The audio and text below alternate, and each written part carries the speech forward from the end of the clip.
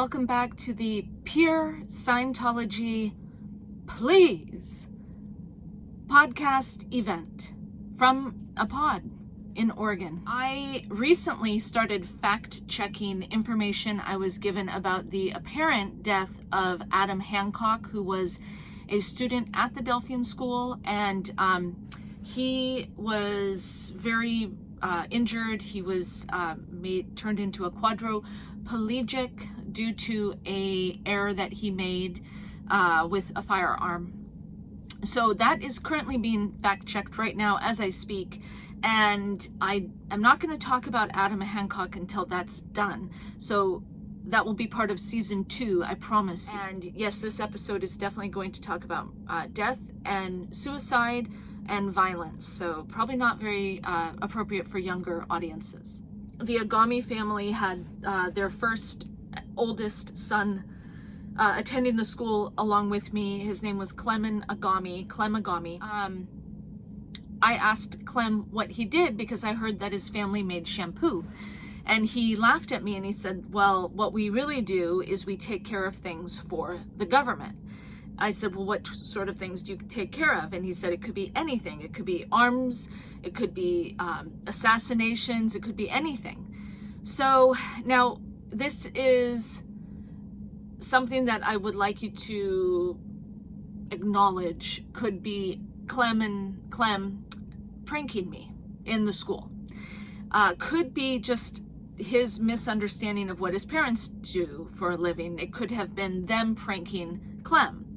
But that was in 1994 in Sheridan, Oregon at the Delphian School as students progressing through the program. And to this day, he has never made any attempt to clarify exactly where all of this wealth in his family came from.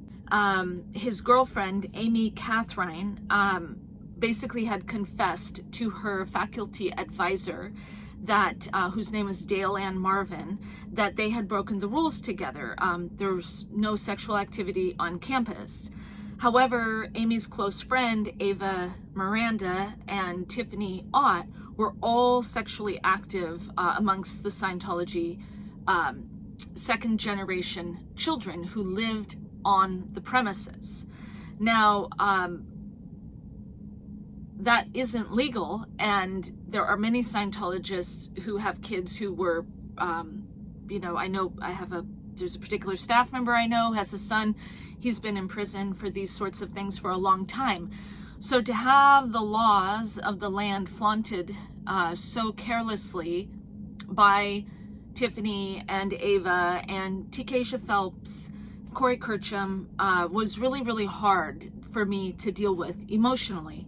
And also, I believe, for a number of men who attended the school at the same time. So this was the atmosphere of the school environment if you did anything other than just study. And that was why I was such a dedicated student.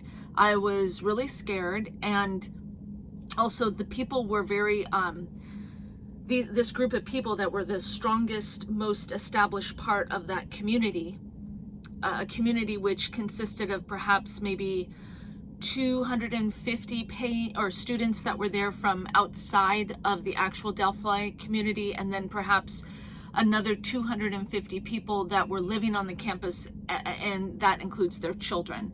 So anywhere from about 500 and upwards people in the main part of the property that makes up the Delphian School. And the acreage originally was about 800 acres. I think it's dwindled since then, but I could be totally wrong. It could be that it's gotten bigger since then. I haven't kept track with it. And there were people who, were sexually active, and they actually left, and they went through ethics, and they said that we had broken the rules, and we understand that because we broke the rules, we're going to depart. Usually students who departed after that infraction were held up in disgrace, and their information was put on a bulletin board in the hallway of the ethics department. So Clem had this problem that he and his girlfriend had broken the law, and they were being sheltered by Dale Ann Marvin.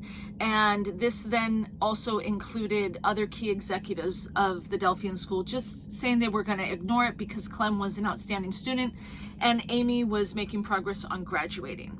So it was ignored illegally and never resolved. So in 2024, 2025, my mom, who is really special to me and is a very key part of my life, we went through hell together and she saved my life many, many times.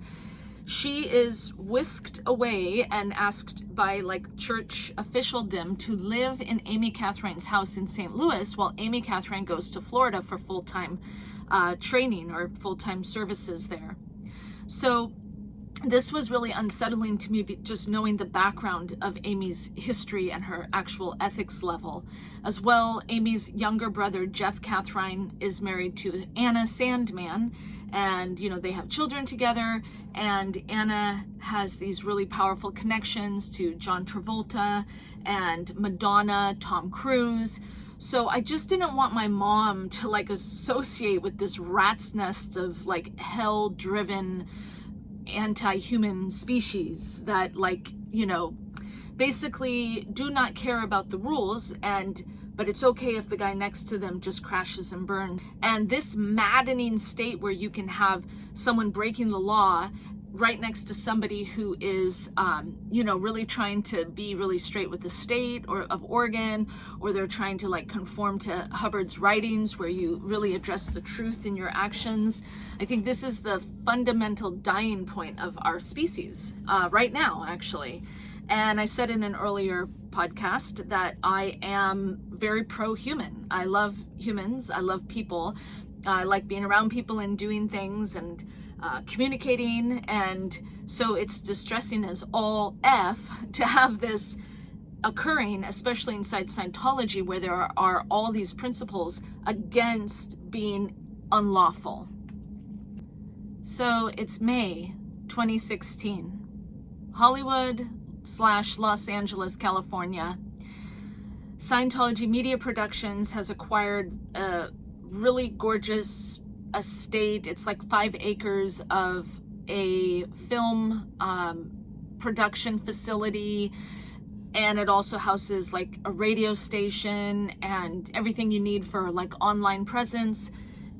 Down Sunset Boulevard, really close to the other large facility operated on L. Ron Hubbard Way. The grand opening occurs. I'm there in the audience and I encounter Moises Agami, who makes a point of walking over to me and basically says, Corinne, I heard you got demoted, and then makes a comment about how basically I'm one of the Delphian graduates who didn't hold their weight. So totally off the cuff remark from him, but obvious that this has been something that he's been sort of saying to a lot of different people in his circles, and really upsetting to hear. It's actually illegal for Moises to speak that way to a church staff member because the church staff are restricted in many ways in their conversation. So they can't respond the way anybody normally would. They have to keep their, demeanor in and really show a lot of compassion. So the flip side of that is that Scientologists aren't allowed to speak in derogatory terms to him. And when he did this, I discovered very shockingly how little right I had to address his lack of ethics. One, that he was lying, because many people had already told me how impressed they were with all of my achievements. And secondly, it was obviously done as part of this odd situation where I had gone to New York in the winter of 2015, thinking that I was going to get my authorizations to go on a 3-week leave of absence because my grandmother was ill in Oregon, and instead I was illegally removed from my position in Nashville as the president of the church there, which I had successfully held for 7 years. And now I have Moises Agami telling me that I had done nothing with my life.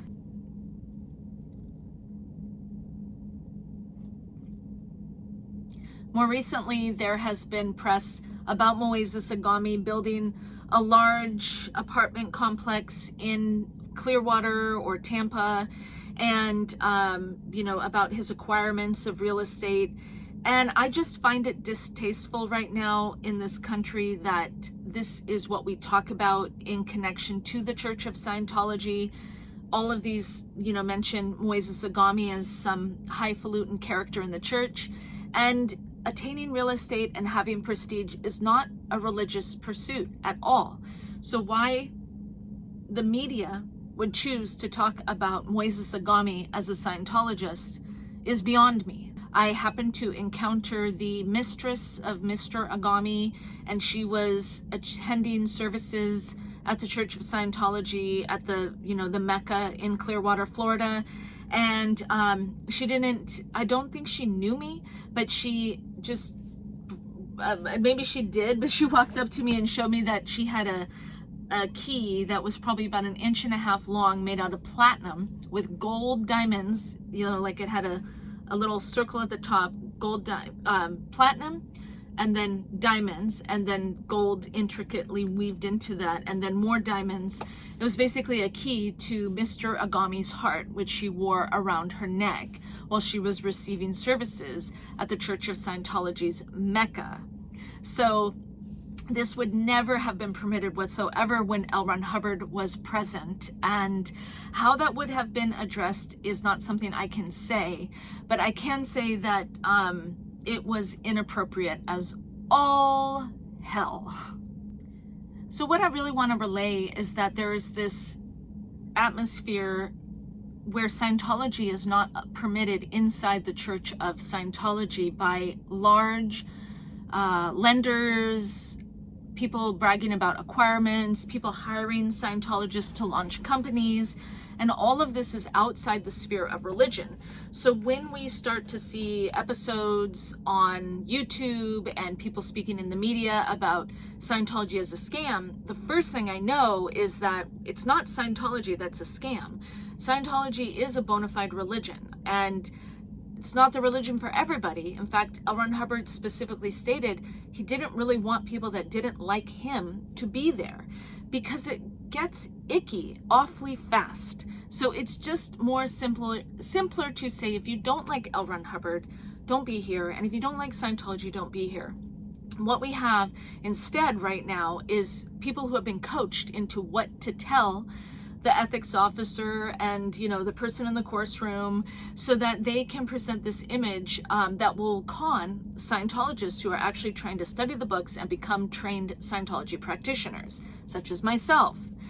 So a good example of what I'm trying to express here is the Mr. Bayback, this multi-millionaire who has had a past that prevented him from having any connection whatsoever to church staff or the Church of Scientology. And what that was is not for me to tell you. But he wasn't allowed to be on services at the church, and he wasn't supposed to be contacted by the church. His wife, Liz, ended up giving birth to 4 really wonderful men, and they all ended up going into the Church of Scientology. And so this problem where their father was blacklisted became like a target. And rather than taking all of the necessary steps to educate the boys on what happens when you bring individuals who are engaged in illegal pursuits into the group of Scientologists, when Scientology requires absolute honesty, it requires constant surveillance of the materials of Scientology. It requires a lot of people being in an agreement that you're there, okay? And it also, unfortunately, has a number of staff that are really restricted in their movements. And since those staff lives are just as important as any other human being in the United States, we have to protect them. So because we have to protect them, we can't have a person who has serious risk attached to them brought in where the staff member is then forced to have to deal with this personality, which they aren't equipped at all to do. So Bayback is a really good example of that, and he gained huge momentum by connecting up with Shane Woodruff sometime around, I think it was 2003 or so, and then Shane connected, I believe, Mr. Bayback to Patrick Renna from The Sandlot. They built this large building which was paying I don't know, 30 staff, 40 staff, at least minimum wage, if not well above minimum wage, to operate a Church of Scientology on Los Feliz, the mission of Los Feliz. And rather than curtail this when it was happening and get right back to making auditing training being the main focal point of expansion for the church, which is really the only guaranteed road for success in Scientology, honestly, making skilled practitioners that can actually do Scientology.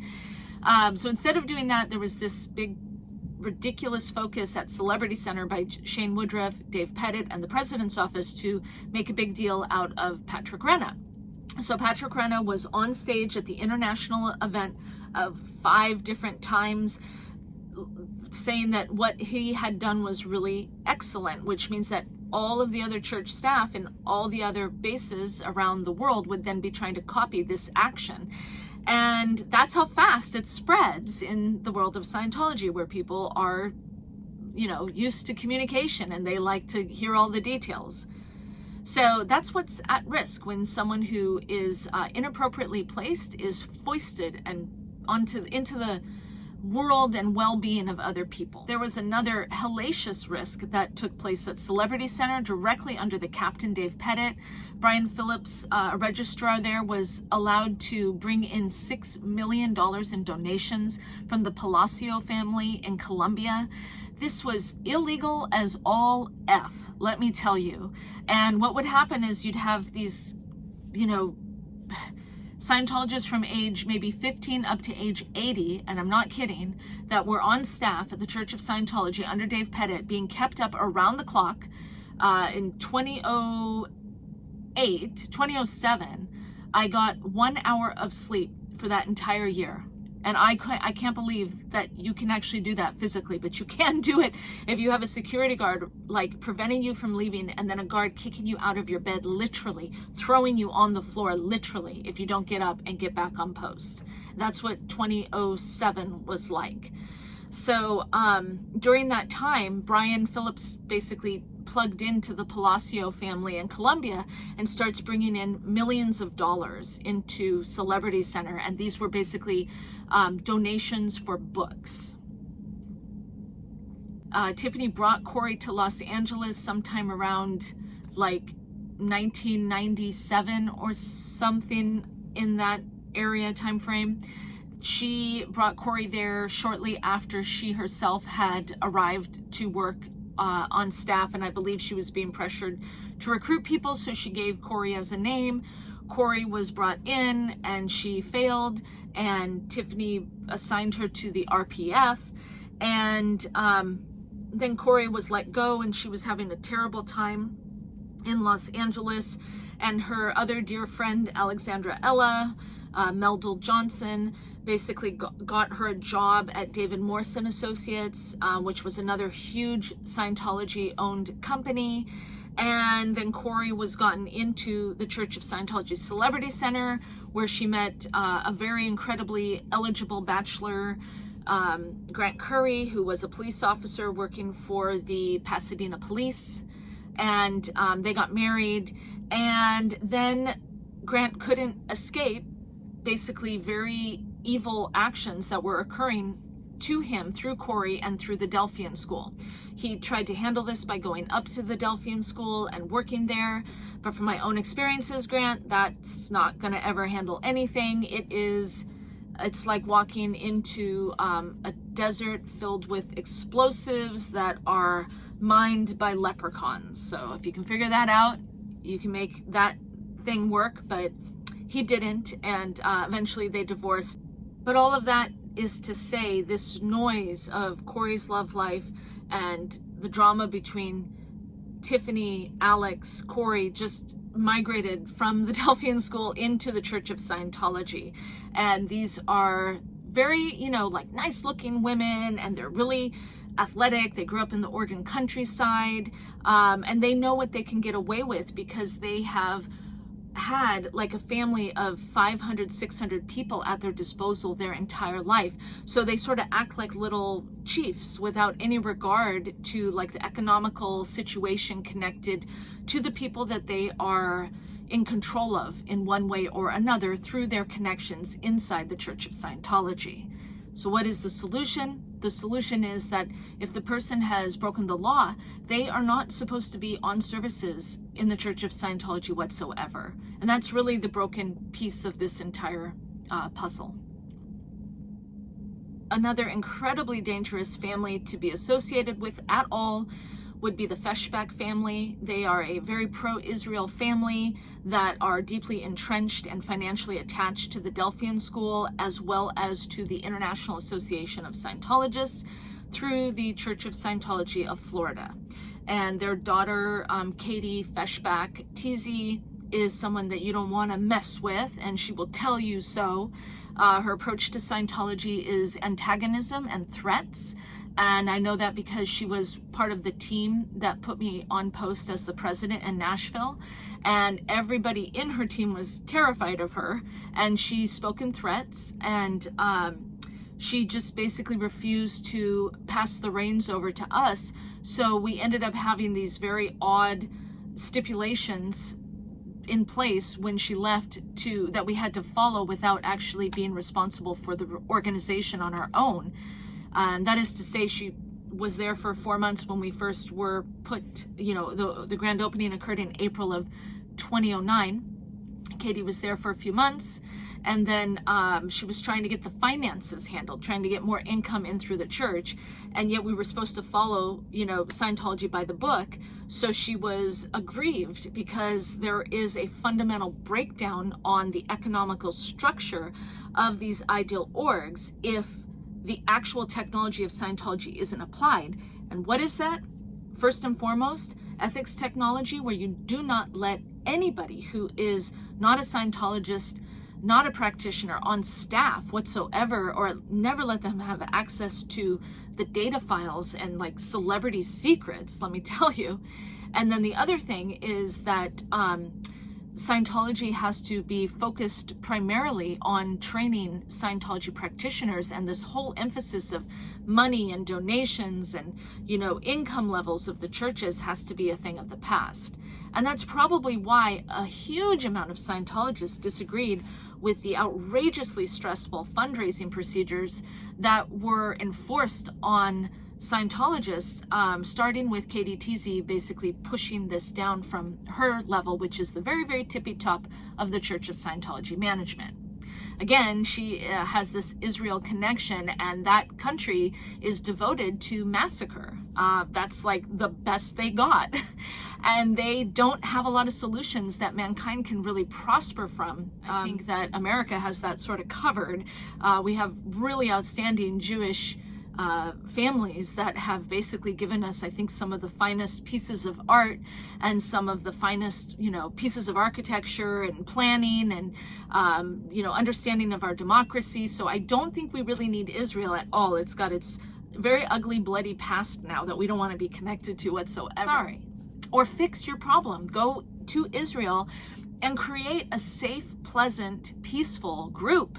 That's actually what could be done by someone like the Feshbach family, because they are incredibly endowed in many ways. And if they actually were required to make the source of their financial achievements their responsibility, then they could go and make a real benefit for the population of Earth, for humans. There has been some scare, let me tell you, from whatever has been happening at international management really since the death of Stacy Moxon Meyer, which I believe occurred around 98. I need to get that date correct, but I believe it was around 1998. Things just were really ugly at that time. There was a lot of fear and a lot of enslavement of the children of Scientology. So they were terrible at registration because it had to involve hatred and punishment and threat of death. And so they didn't handle that. So Feshbach, I saw her in 2011. She was basically putting together this group of a horror show in Los Angeles where very, I think, pretty cool people that I would call my friends, were pushed and shoved into strange registration situations that they never extricated themselves from. And what I mean specifically is they were told, help that person get a credit card. Well, a church staff member is not required by law to help anybody get a credit card. Okay, but this became this sort of like bragging point. If you could get credit cards for Scientologists, you were amazing. And the other thing was like selling their valuable property or liquidating their estates. Really evil stuff. And if you bucked up against it, you basically were told that you were like a failure as a Scientologist, like in the religion, which is nuts. So not many people put up with it, but some people had everything already sort of ripped out of their hands already in the 90s or the early 2000s, people like myself.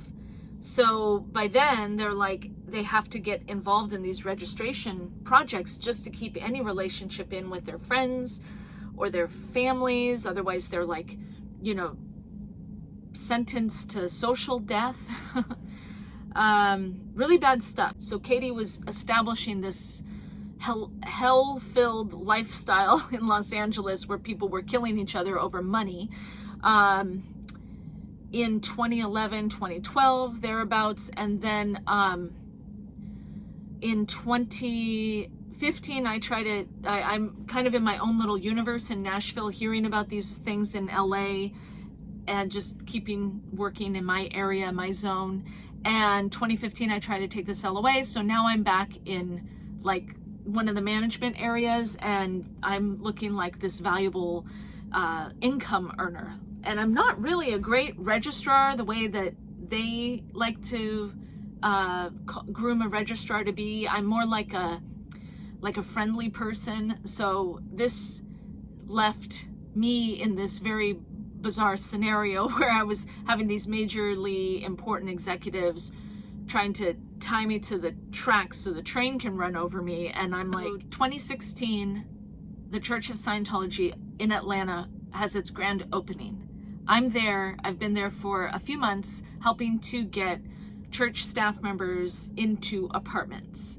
And Charmaine from Florida is one of the very most senior registrars in the whole world. And she has been successfully getting donations for the Church of Scientology for a long, long time.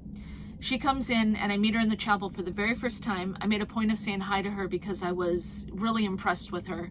Shook her hand and she departed. 2 weeks later, there is an announcement that Charmaine has died. And I couldn't believe that because I had just seen her. She looked stunning. And it's just a mystery as to how that had all happened. So when we have these sudden deaths and we don't have an investigation again, the mind starts to sort of cave in on itself, spin its little wheels, trying to understand what happened. So that's when investigations and their printed findings are really, really necessary for all Scientologists to stay on track with what's going on and do their jobs.